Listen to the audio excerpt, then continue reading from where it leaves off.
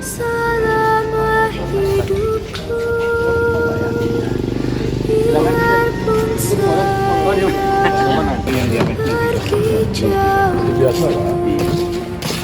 tidak akan hilang dari kalbu. Tanahku yang ku cintai, engkau ku hargai.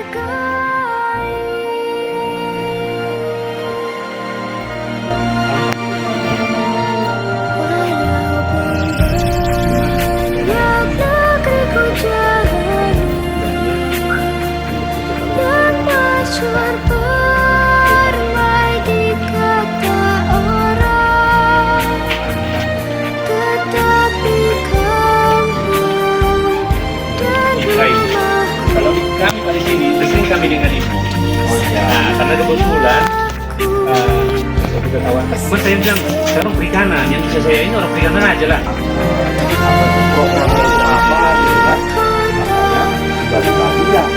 Nah, tabung ini tadi makanya aduh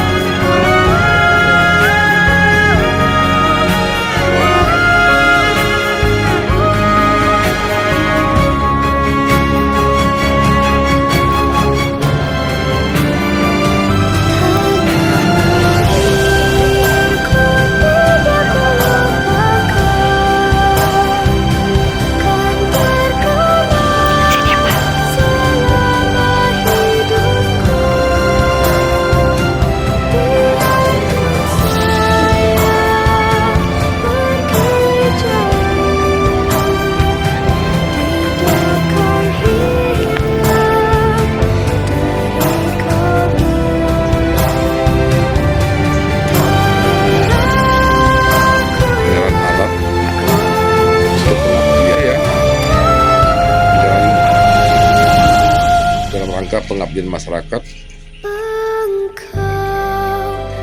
penyerahan bibi ikan oleh Bapak Alam Sembiring dari Universitas Sumatera Utara, Fakultas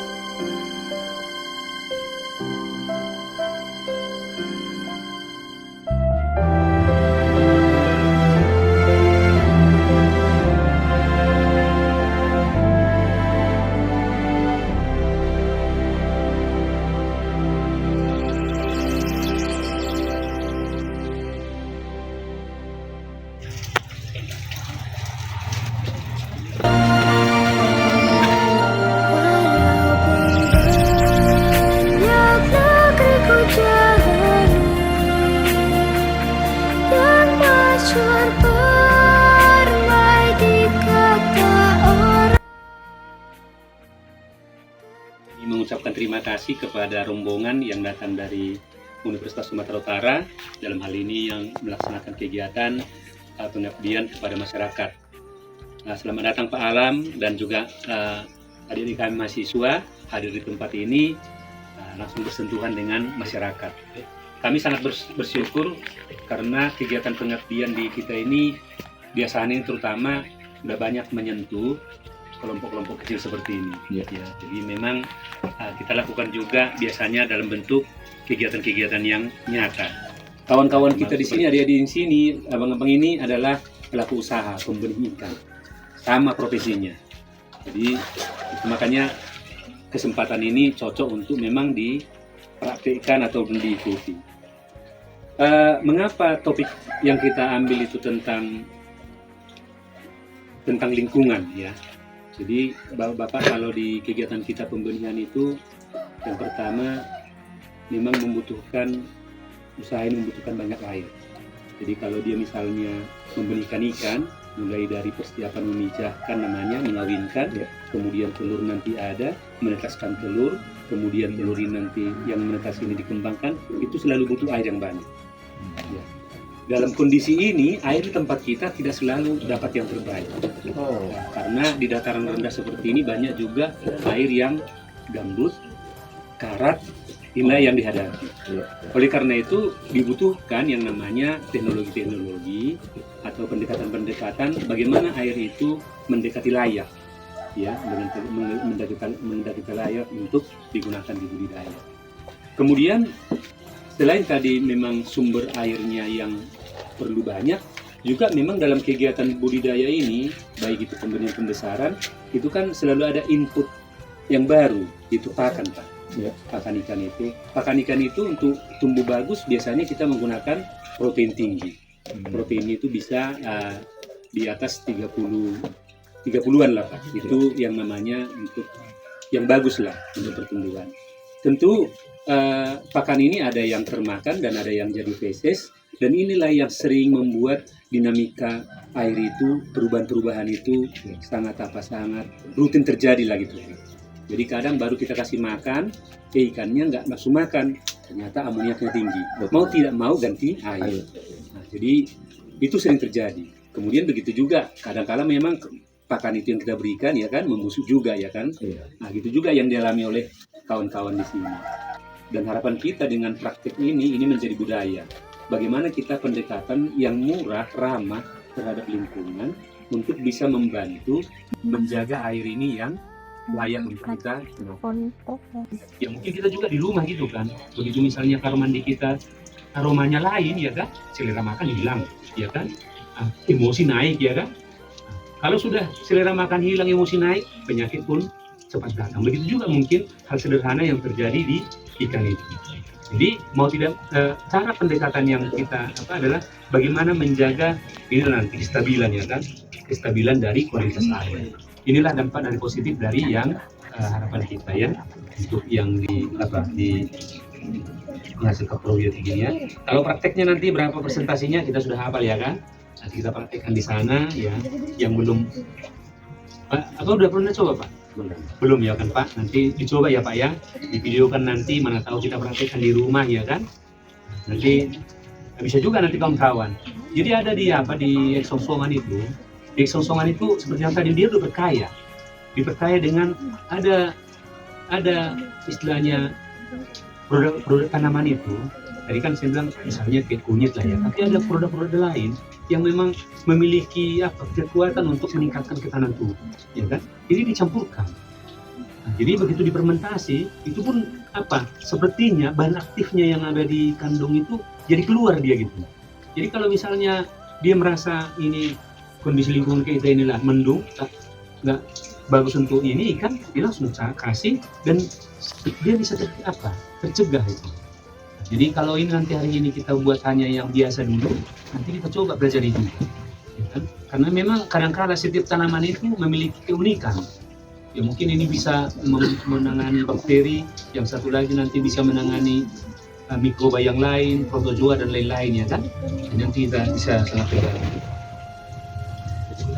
Itulah nanti untuk berikutnya kita lihat nanti hasilnya. Namanya fermentasi, itu kan gasnya kan gasnya kan banyak ya kan. Jadi harus rutin lah sekali 6 jam nanti dibuka. Kalau nggak meledak nanti kan meledak nanti ya bisa terkejut satu rumah ya kan. Dikirain tahap yang meledak rupanya. Cuman kalau di tempat lain mereka pakai sistem pepermanjan, dibuat tutupnya itu dia disambungkan dengan air seperti inilah. Nanti selangnya. Jadi gasnya itu otomatis terbuang. Jadi bagaimana aplikasinya ini? Ya, ada orang menggunakan secara frekuensinya rutin ya kan, misalnya sekali 2 hari, sekali 2 hari dikasih 1 tutup atau 2 tutup ya. Tapi ada posisi-posisi yang emergensi lah ya, urgen ya kan. Di kita itu urgen itu termasuk ini urgen ini. Di ikan kita ini Pak, memang beda dengan manusia. Jadi ikan kalau suhunya rendah, selera makan turun. Kalau di kita kan makin rendah suhunya, makin enak makannya ya kan. Nah, tapi kalau di ikan justru di sinilah paling selera makannya turun, munculnya penyakit juga makin gampang gitu. Nah, jadi cara kita adalah bagaimana kita tingkatkan dengan ini. Jadi bahan-bahan tadi sudah ada semua di sekitar kita, mengerjakannya mudah, ya kan? Dan mengevaluasinya mudah. Kalau kita lihat probiotik ini, ya kan? Melihat jalankah prosesnya mudah gitu. Hanya misalnya kita lihat muncul gas, itu sudah satu bukti. Nanti begitu kita buka aromanya, ya kan? Aroma tape itu kan, itu sudah juga bukti gitu. Jadi nggak ada yang lain-lain, berubah warna begini-begini, enggak. Nah, jadi simple, dalam produksinya simple, bahan-bahannya simple, aplikasinya juga simple. Ya, saya kira untuk perkenalan tentang probiotik inilah yang bisa kami sampaikan ke Bapak Ibu, rekan kami, budidaya ikan. Jadi saya kira itu ya. Kalaupun nanti kita ulang bisa ya, itu bisa kumpul-kumpul lagi, ya kan. Tapi saya berharap bahwa waktu untuk Bapak inilah kita perbanyak, ya. Jadi kita bisa dengar sama-sama ide-ide, masukan-masukan yang bisa membangun usaha kita ini.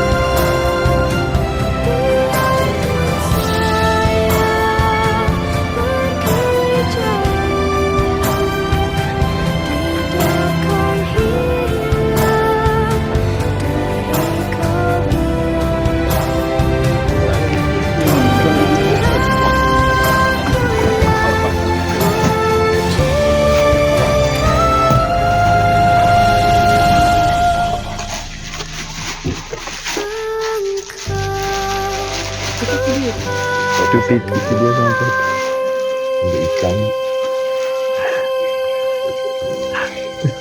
Coba fotokan ini.